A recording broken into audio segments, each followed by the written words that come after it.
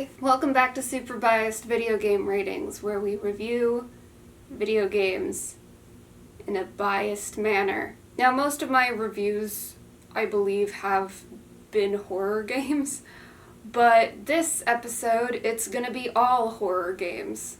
Not all, all of the games in this list are gonna be horror. I'm not reviewing every single horror game. I would love to, but there are many horror games, and I have not played every horror game.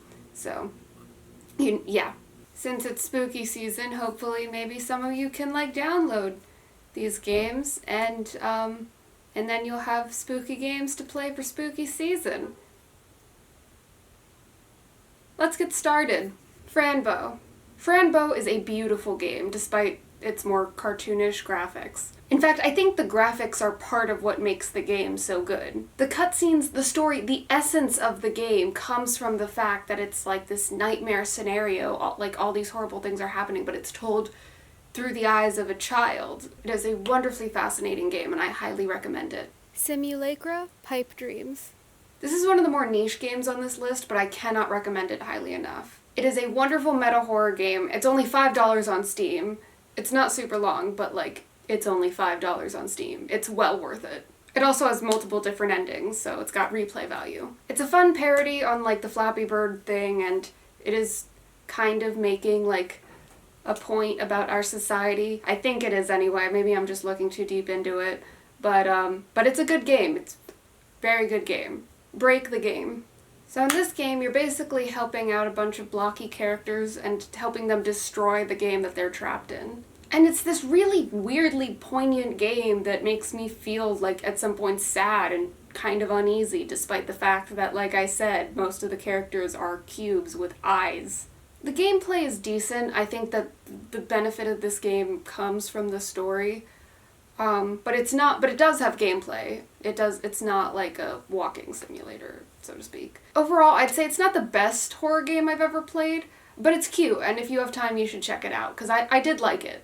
Yume Nikki. Please forgive my pronunciation, because there is no way on earth that it was pronounced correctly, but it is Japanese for dream journal. I like the atmosphere of this game. It's weird, it's uneasy, it's uncanny, it's proper spooky. The problem I have with it is it doesn't really have a story. I mean, it does. You are a little girl and everything that you are playing through is a dream, but that's more of a setting in my mind than a story. There's no ABC plot. For most of the game, there also aren't a ton of objectives. You wander around and you can find effects that change your character and help her move to certain areas, but there's no real objectives. It's a free game though, so there's no reason not to check it out, and it is a well-made game. Just, you should know going into it that it's not a traditional story. Little Nightmares. I love Little Nightmares. It has all the quaint innocence of Franvo, but it kind of expands on that in my opinion. It has puzzles and stuff like Franvo did, but it also has more traditional horror elements like running away from demonic creatures that want to eat you. The story was amazing and left me with a lot of questions, and it left me thinking, which is something that I love, to just be able to sit with the game for a while after I've played it. And it was just so intense to watch Six, your character, in her downward spiral, while you're powerless to stop her from... Okay, well, if you've played the game, then you know the twist that I was about to mention, but if you haven't played the game, play the game, and I'm sorry. Slender, The 8 Pages. This was the first horror game that I have ever played. I was probably 9 or 10 when I played it, so it's been a while.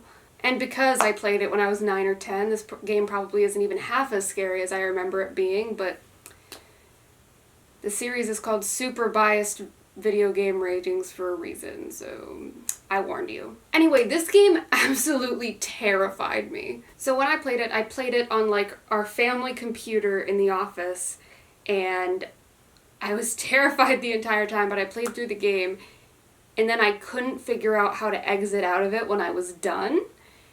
And oh my god, I lost my mind. I was so scared for some reason. So I ran to my parents, and I think for some reason they couldn't figure out how to exit the game either, so we had to restart the computer. And I haven't played that game since. Higher character relatability score, because I was probably as scared playing the game as I would be now if I was actually in that scenario, so it really brought out realistic emotions in me, I think. I'm scared. Another meta horror game. If you haven't been able to pick up on this by now, I really like meta horror games. This game really stuck with me, and I at first thought about giving it a lower rating on the graphics because it's all pixelated, but the pixelization of it all, it really sets the theme, and it works so well for the environment. It's $4 on Steam for hours of gameplay, so if you haven't played it, play it. Play this game. It's got a good mix of like suspense and jump scares. The story is interesting. It's just like a good game, you know? And finally, Mad Father. I'm talking about the original version, by the way. I haven't played like the remastered version that's on Steam. This is another game that probably traumatized me from playing too young. I was a little bit older for this one. I was like 11 or 12. But besides the fact that I now seem to have permanent bags under my eyes, I think I turned out okay, so no harm, no foul, right? Everyone and their mother has heard of Mad Father, and for good reason too. The game is brilliant and scary and dark. Maybe I'm biased again because I played it when I was a little bit younger, but there were parts of the game that were genuinely frightening, and the ability to use jump scares from an RPG Maker game is genuinely impressive. But yeah, that's all the games that I have to review. Overall, I think I would recommend everything on this list. I've given you my honest review, so if any of them interest you, check it out and tell me how it goes. And leave in the comments if there's any games that I should review, either to continue this series or to play or anything. Just talk to me, engage with me. I want to get to know you better. Thank you so much for watching. Bye.